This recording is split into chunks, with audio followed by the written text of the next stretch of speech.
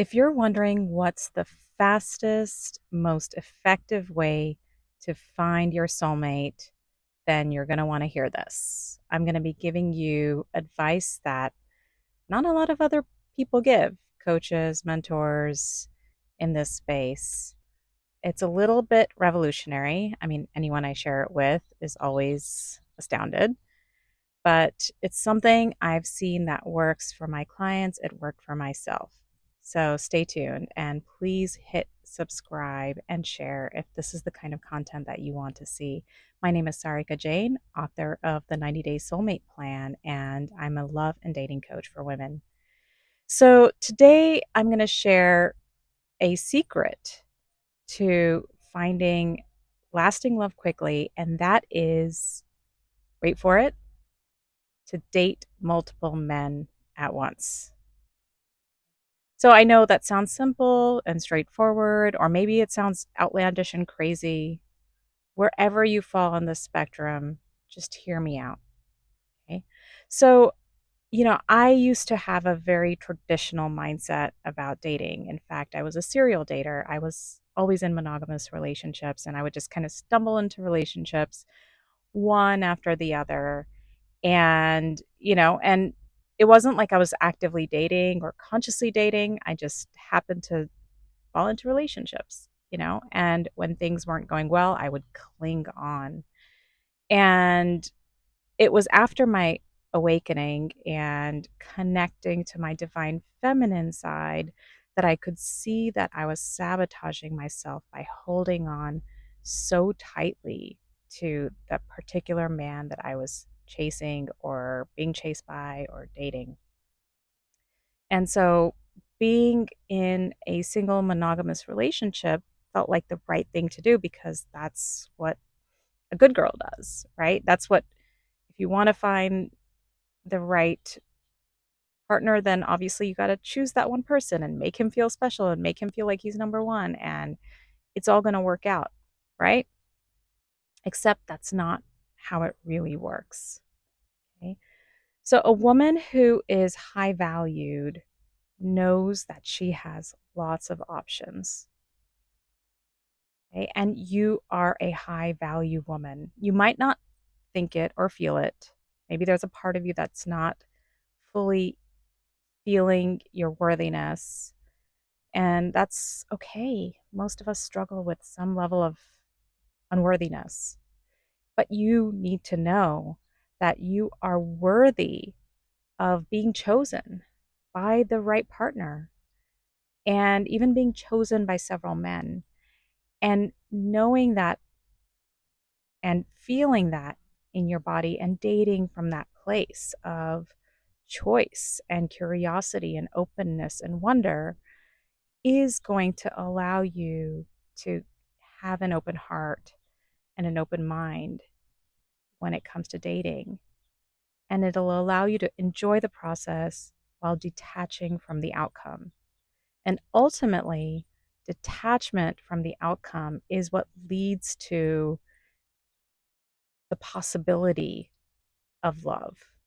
Because any other way of being, like some level of control, some level of expectation, some level of, you know, desperation, is going to make a relationship either happen too quickly or it's going to lead to the sabotaging of that relationship because there's a lot of weight and expectation in that relationship. And this is the pattern that I see a lot of women fall into. Okay, so I'm going to tell you what the patterns I see with women and even me when I was dating. I would get online, I'd meet a great guy, or it sounded like I would connect with a possibly good guy, or maybe even a guy I was just giving a chance to, and we'd have a couple of messages and then we'd meet and I'd be like, wow, I think he's the one, you know? And maybe this guy could have been introduced by a friend, which probably made it even more synchronistic and more like, wow, he is definitely the one. Okay. And I've had several of those in my dating experience, right? Where I was convinced that this one person is the one. Okay.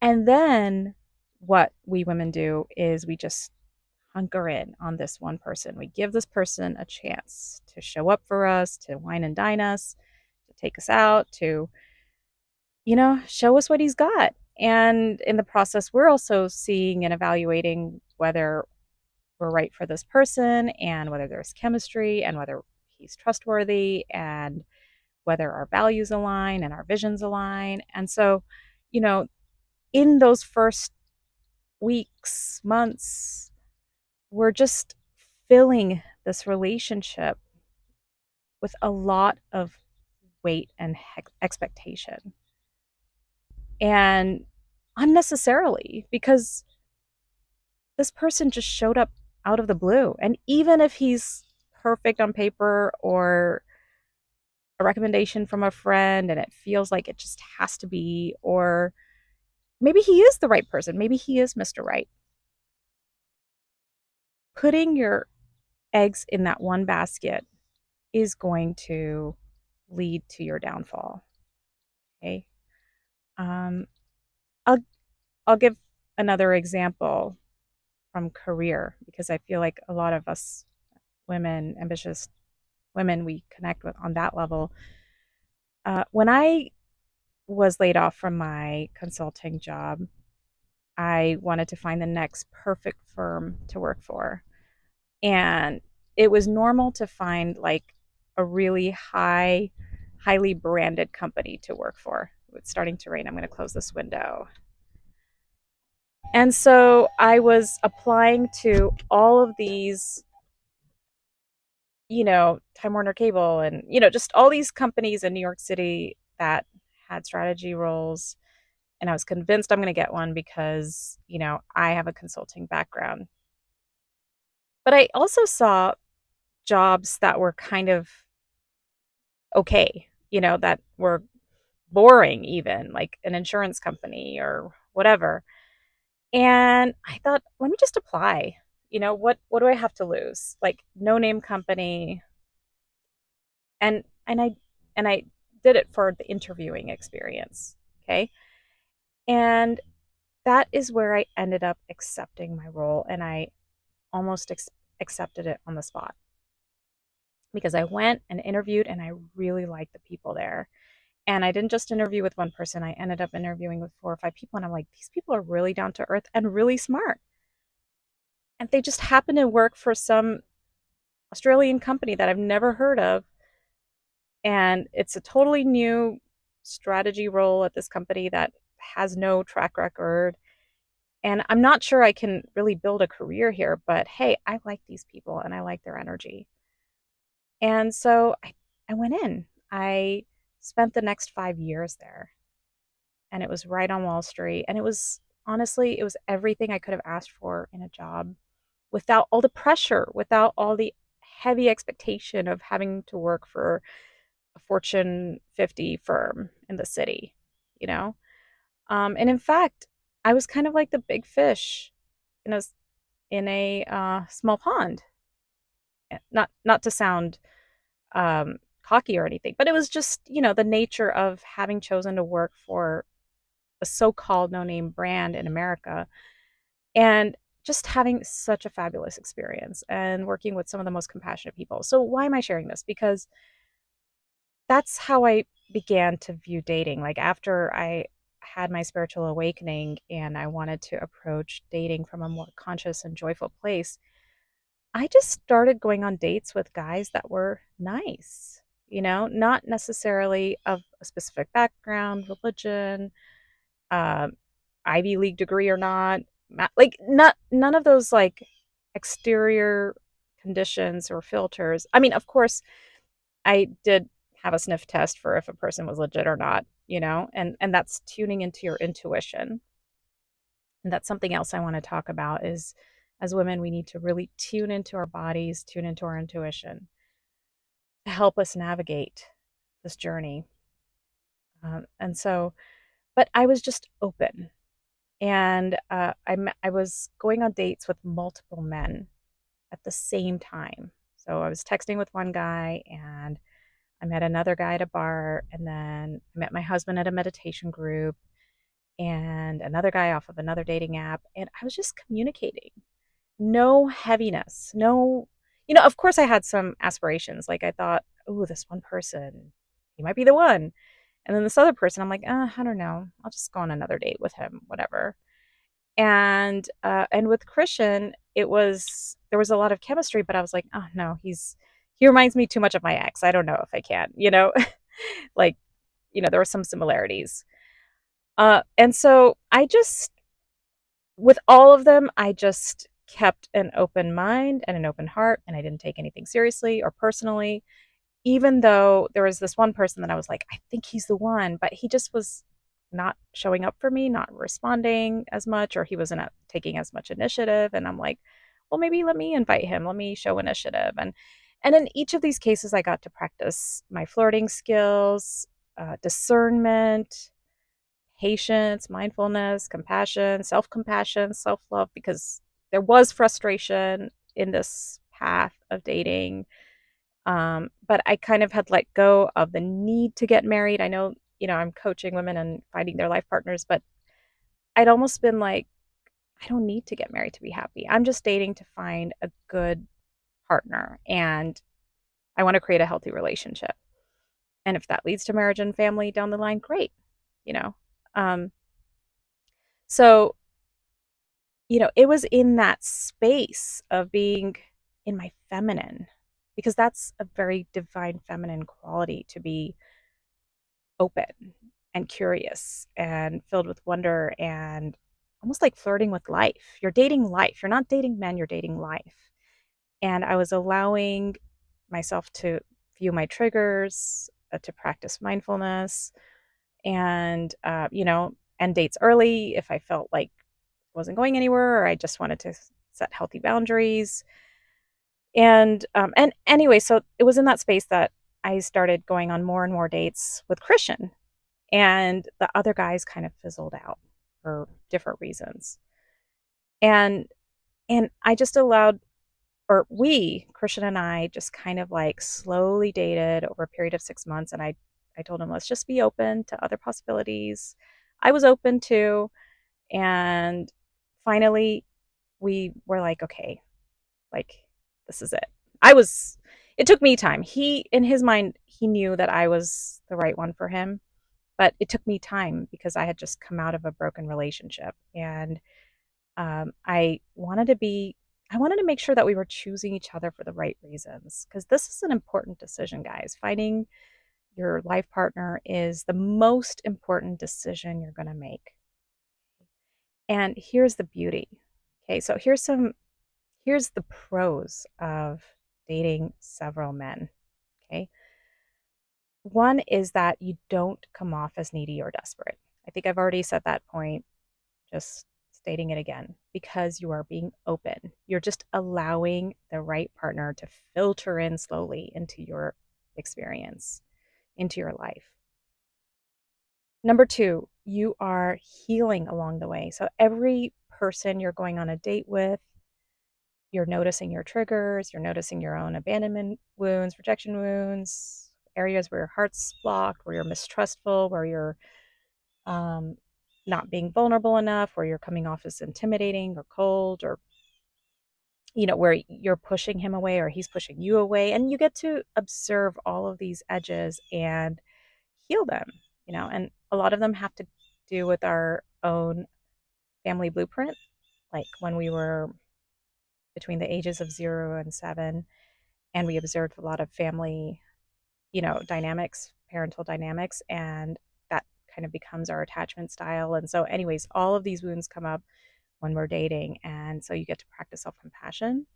You get to understand yourself even deeper. You get to learn about your values, because you're going to go on different dates with different men, and some of them are going to share a certain value that you thought was important to you, and then you're going to see that it isn't, and then another one will share another interest or value with you, and you'll be like, wow, that actually resonates more. So you get to kind of step into your resonance around what you're looking to create in your life, and you're allowing the partner with the right resonance to slowly align with yours.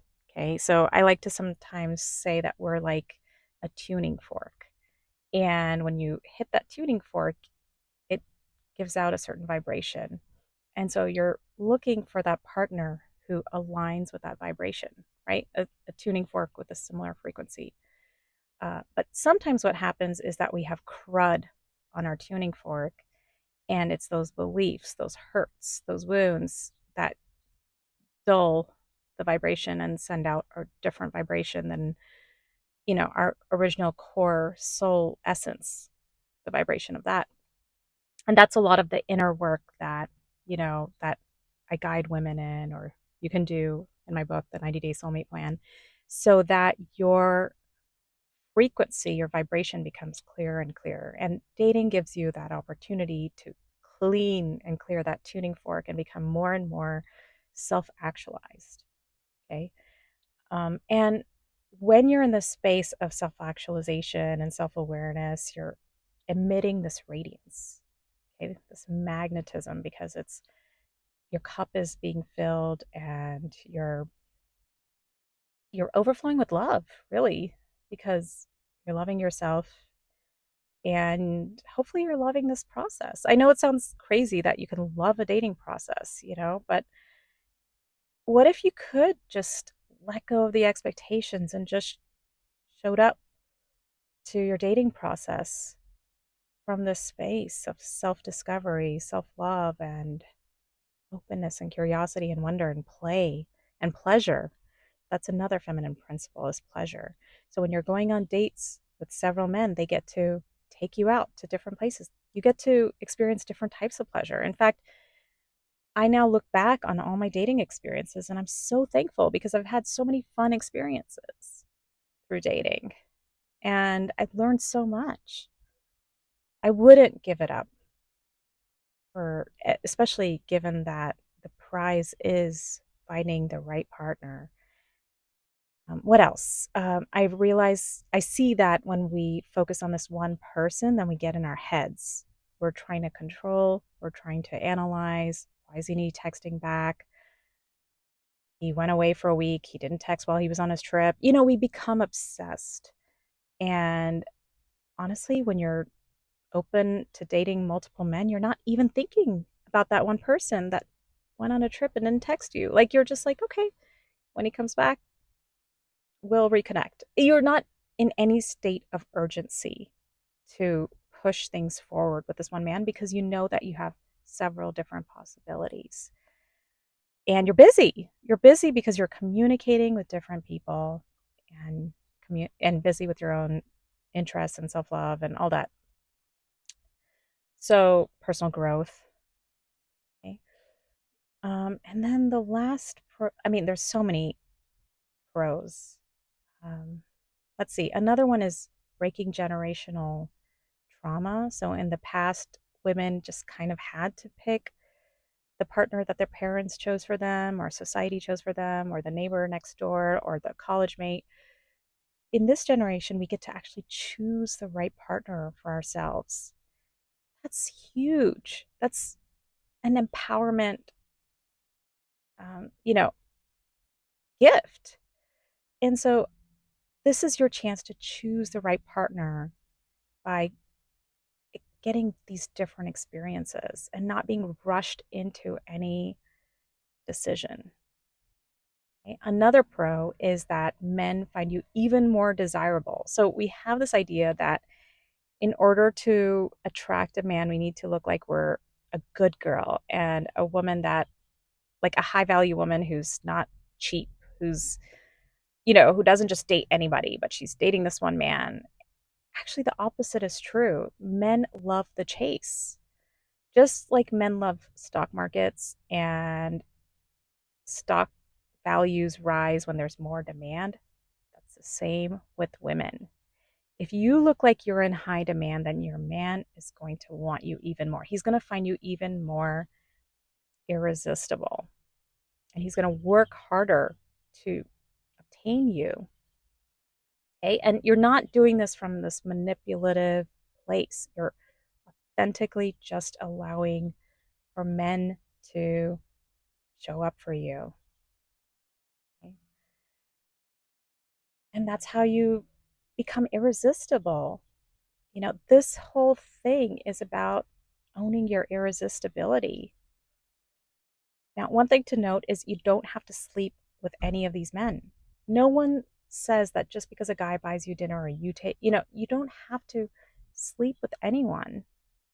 If you want to, fine, but I would definitely recommend, really honoring your body and going from that place when you're having, physical interactions with men, from a place of treating your body like a temple, okay, which it is. But there's no obligation. And in fact, if a guy takes you out, then you can offer to take him out next time. That's another principle I talk about, is like taking turns inviting each other. So it's a partnership. It doesn't have to be something expensive. Okay. Um, and so for men, it's not about the money. It's about just uh, being able to pleasure women. And you're giving a man that chance to pleasure you in that moment. And that's enough. It's okay. You don't have to go for an expensive dinner with a guy. In fact, if you're worried about that, if you're worried about that sense of obligation of going on dates, multiple dates, and make it a walk in the park, make it getting a coffee, make it getting a drink somewhere. Okay. So this is it. You know, this piece of advice has helped so many of my clients find the right partner quickly. And the reason I'm saying quickly is because you don't have time to waste. If you're a woman in your late 20s and your 30s, maybe even 40s, you don't have time to waste on going from one monogamous relationship to the next, or seeing whether this one guy is going to work for 4 months and then break up, heal for another 4 months, and then find another man. And, like, that's wasting precious time.